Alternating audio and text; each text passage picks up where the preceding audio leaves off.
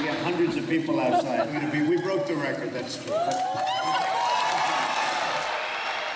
Here in Spartanburg, he presents the first big idea of his campaign: build a 2,000-kilometre wall along the Mexican border to stop illegal immigrants. We have a radical Islamic. You saw the walls they built where they have a ramp, and they built a ramp on the wall. They built the wall, and they have a ramp where the cars go over at 40 miles an hour, and they have the drugs, they're loaded up with drugs.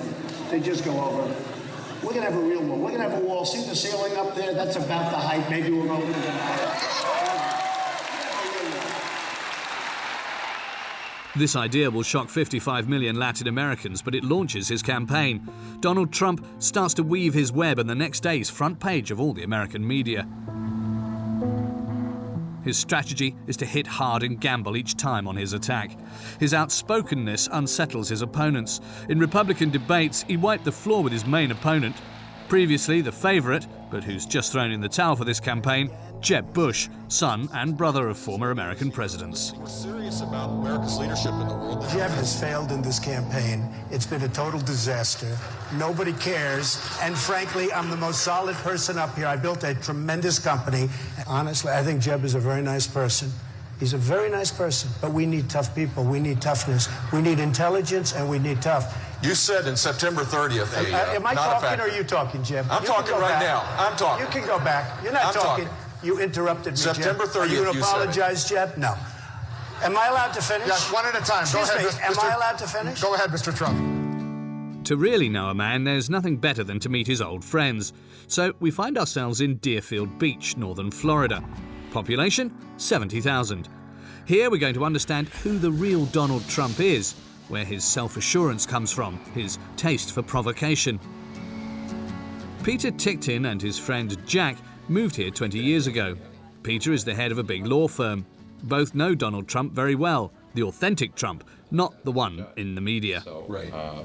It was such a pleasure to me because he was elected ladies' man, but there really were no ladies. I mean, we were in, we were in a military academy. Right. We were in a bubble with no girls. Right, exactly. Yeah. Peter Ticktin, Jack Serafin, Donald Trump. All three wear the uniform in these yellowing photos.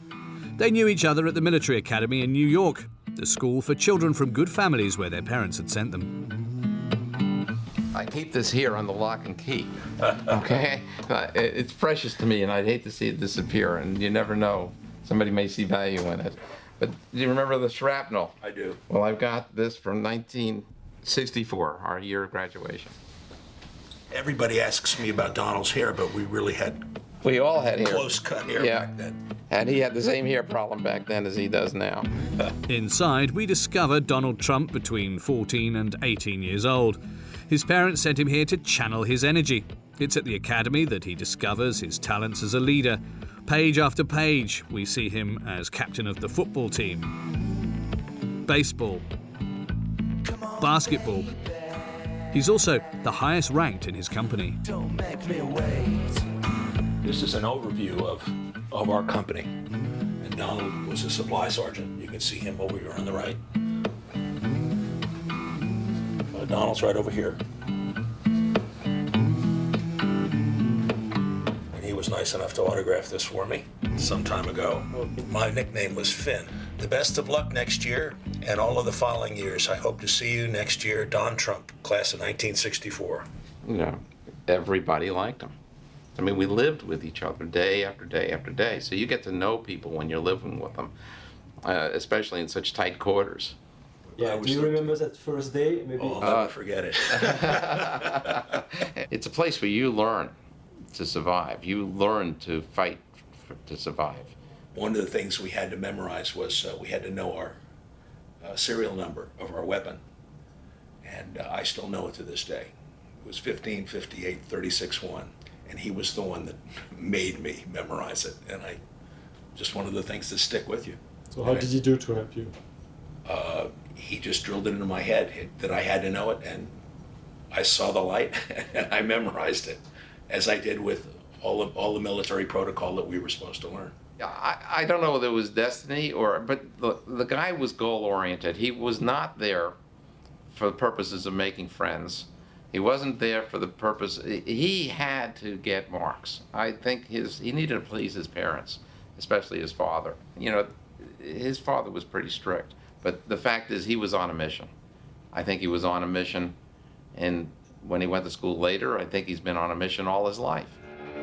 After his studies, his mission begins at the side of his father, Fred Trump, a successful property developer. He gives his son a gift of $1 million to set out in business.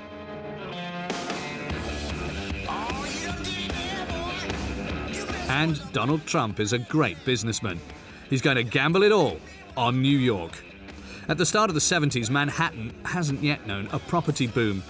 Donald Trump is one of the first to massively invest in it. He buys land at low prices and builds towers. This boy is going to make his daddy proud. You know, success is something you're born with. It's a question of genetics. I strongly believe that. One after the other, he unveils his luxury towers.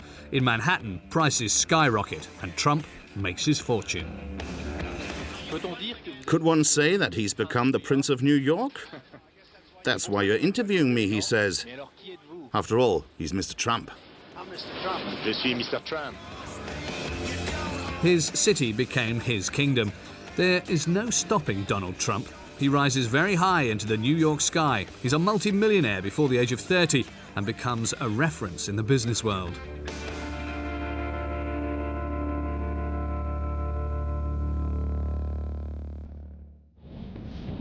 And it's true that his career inspires many businessmen around the country. We're near to Boston in Massachusetts, 200 kilometers north of New York. It's the bastion of the intellectual elite and great American families. Here, one name can be seen all over town, the name of the Bock family. They made their fortune in the automobile industry and decided to use it to support Donald Trump. We have a meeting at the headquarters of the Bock Group. In the hallway, a businessman waits to be seen by the boss. It'll be a 3-minute decision. That's about what I have with him. It'll be 3 minutes and get enough detail and background, and he'll make his decision just like that. Off you go. On to the next. The head of the group is Ernie Bock Jr., a hard-nosed businessman and eccentric billionaire. His guitar collection is one of the most impressive in the country, including many from the greats, Deep Purple, Elvis Presley, and even the Rolling Stones. Ernie Bock has two passions, rock and Donald Trump. It's actually a great painting of Mr. Trump. Love him or hate him, the guy's amazing at business, incredible at business. He's got the business savvy to run a major corporation in the United States is a major corporation. And he has the ability, in my opinion, to negotiate better deals for the country than what we have had. I don't know where I'm going to hang it. A big factor will be if he wins.